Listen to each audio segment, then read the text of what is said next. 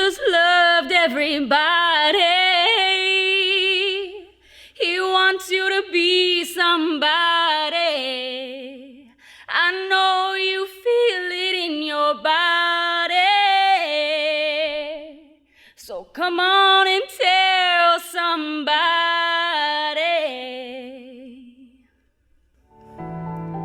Telling the story of Anthony Cobbs is telling the story of a doctor, telling the story of a pastor, and it's almost like I'm telling the story about how to build a church. How do you build a church? You have to start from the ground up, even when poverty creates hedges that seem impossible to overcome, when society instills label, the way you look is the way they judge. But how do you create a foundation when the soil isn't rich enough? That's when you have to dig deeper, work harder, until it changes the way your DNA is passed down to your children. Dr. Cobbs has a foundation that was built by his mother, Henrietta, who bridged a generational gap by offering the shirt off her very own back and doing the work it takes to build a church. But how do you build a church? After you lay down that foundation, you have to build the walls brick by brick with an emphasis on education. Learn to represent yourself proudly while practicing de-escalation. Bloom where God plants you while avoiding temptation. Never minimize your brilliance. Like stained glass preservation, you are painted with excellence. Dr. Cobbs built his church walls, insulated in God's glory, edified the edifice to create the structure of his story. But how do you build a church?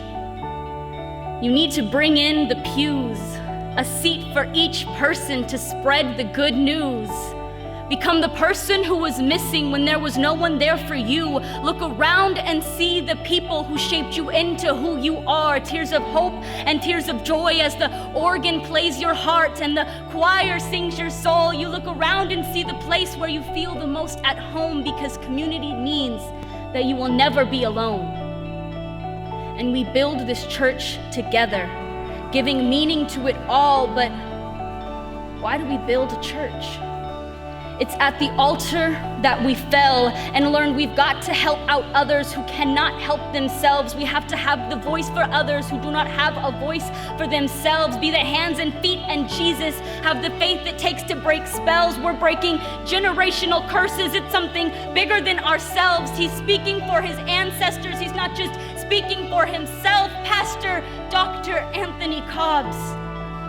At the pulpit, he stands with the humble satisfaction of knowing he grew into the man that young men can look at and see themselves in him, and having the pride it comes from living the life he sought to live. And the way he builds his church is by building one in you and giving you the tools you need to help others find their truth, and doing the work it takes to build foundations in our youth, our daughters and our sons, reminding us that Jesus loved everyone.